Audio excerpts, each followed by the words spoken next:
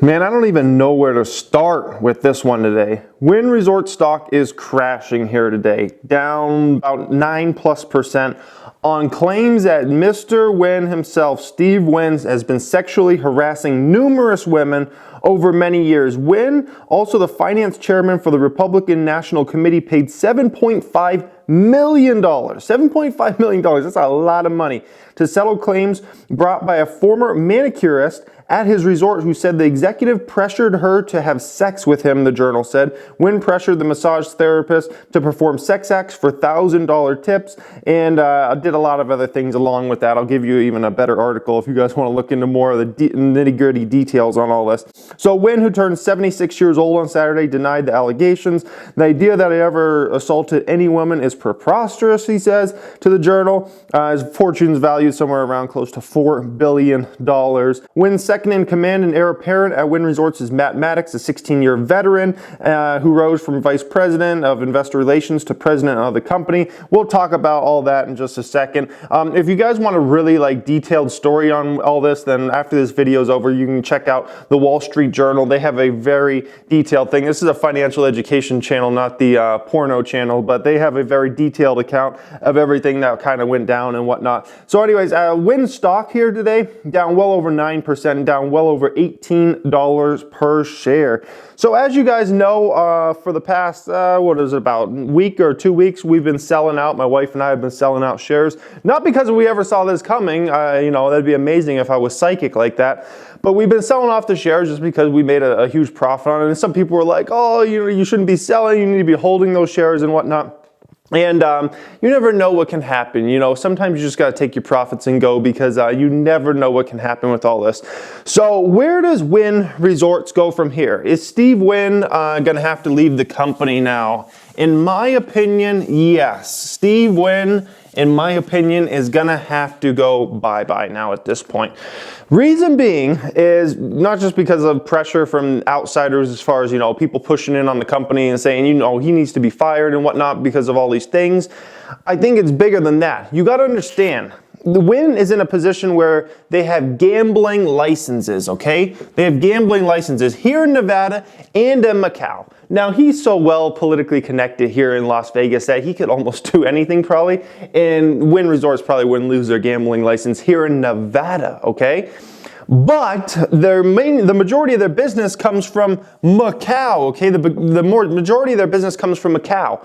So this is a situation now where if Wynn stays there and he's got all these allegations, the Chinese government could go ahead and say, you know what? The Macau government could say, you know what? We're not going to renew your gambling licenses coming up here. And those are about to be renewed here in a few years. So if they did that, imagine what would happen to the company. So I think at this point in time, to not risk something like that happen, he needs to almost disassociate himself from the company. He almost needs to go away, to step down as CEO, go away from the company completely. He can probably still be a shareholder of the company, but as far as being involved with the day-to-day operations and being the chairman of the board and all those type of things, I think at this point in time, he needs to let all that go. Because the risk is so severe with all these allegations going on right now. If he stays there and this company got its gambling license revoked in Macau, the company's going to go down 60, 70, 80% the next day.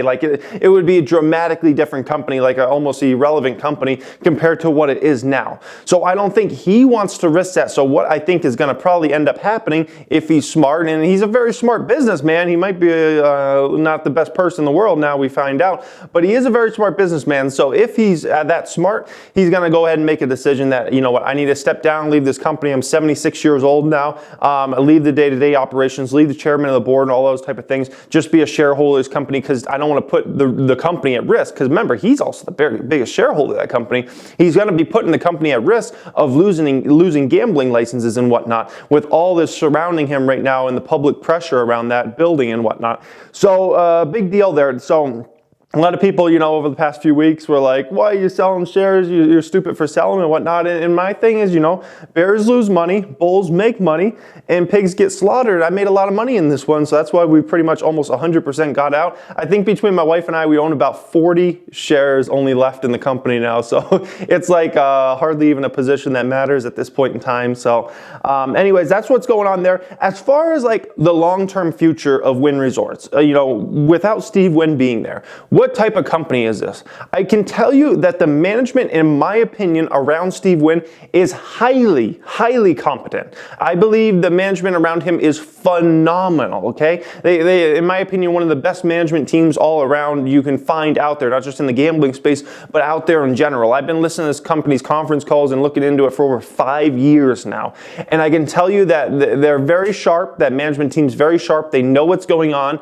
The only thing I would worry about is Wynn is so great at just kind of like bringing the whole operations game together, and he's so great at designing the properties and things like that like takes him to the next level. And he's very smart about not nickeling diming things, not being cheap on things, where maybe some of these other executives might see something and they're like, they see the price of something, they're like, no, let's not get that, we're not going to get the payback. Wynn's always been one of those, like, let's have this artwork, let's have this, whatever price it costs, who cares what price it costs, it's going to bring in the high dollar customers. Another executive might look at that and say, oh man, that's so expensive, I don't know if we're going to get an ROI on that, and they don't put it in their property, and then it's not as special and whatnot to the clientele that actually pays attention to stuff like that. Me. So very interesting stuff, guys.